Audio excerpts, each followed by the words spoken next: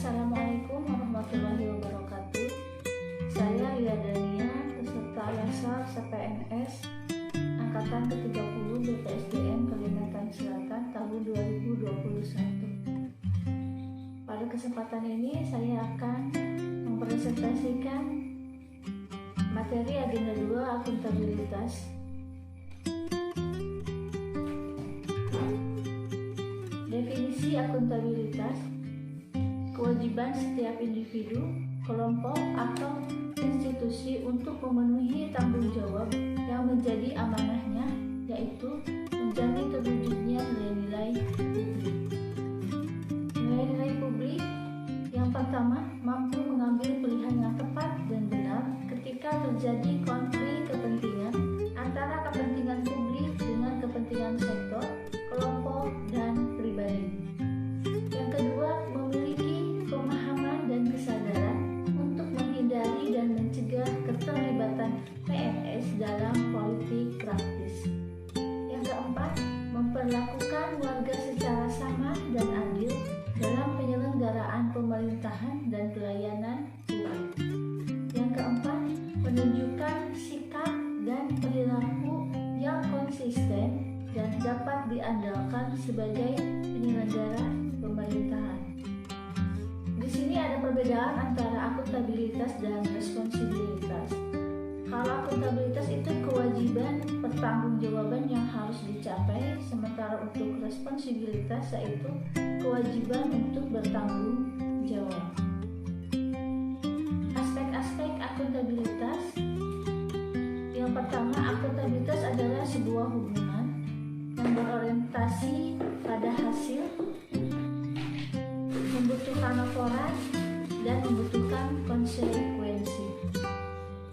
Fungsi utama akuntabilitas publik yang pertama adalah peran demokratis, yang kedua peran konstitusional, dan yang ketiga peran untuk belajar. Akuntabilitas publik itu terbagi, hubungannya itu terbagi menjadi dua. Yang pertama akuntabilitas vertikal, yang kedua akuntabilitas horizontal. Akuntabilitas vertikal yaitu pertanggungjawaban otoritas kepada yang lebih tinggi, sementara akuntabilitas horizontal yaitu pertanggungjawaban kepada masyarakat luas. Dimensi akuntabilitas: yang pertama akuntabilitas kejujuran dan hukum, yang kedua akuntabilitas proses, yang ketiga akuntabilitas program, yang keempat akuntabilitas kebijakan. Untuk bisa menciptakan lingkungan kerja yang akuntabel, maka seorang ASN harus memiliki yang pertama jiwa kepemimpinan, yang kedua integritas, yang ketiga keadilan, yang keempat transparansi, yang kelima tanggung jawab, yang keenam kepercayaan, yang ketujuh keseimbangan, 8 kejelasan, dan yang kesembilan konsisten.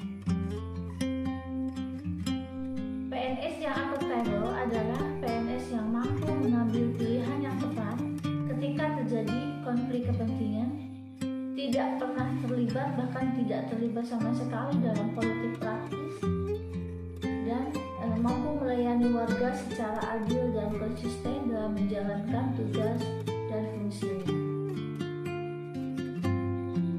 Berikutnya hal yang harus dilakukan oleh seorang ASN yaitu menghindari perilaku curang dan koruptif.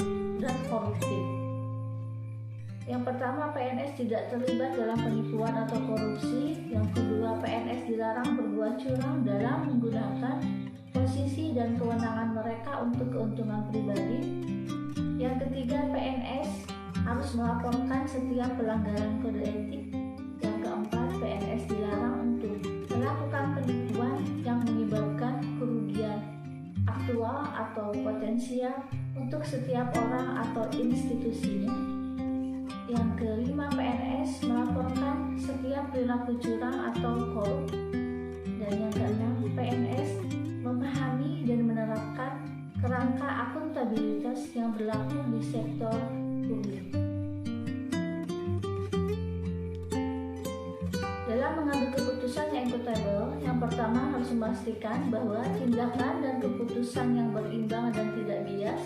Yang berikutnya, bertindak adil dan mematuhi prinsip-prinsip due process. Yang berikutnya yaitu accountable dan transparan. Yang berikutnya, melakukan pekerjaan secara penuh efektif dan efisien. Yang berikutnya, berperilaku sesuai dengan standar sektor publik, kode sektor publik etika sesuai dengan organisasinya. Dan yang terakhir, mendeklarasikan secara terbuka bila terjadi adanya potensi konflik kepentingan.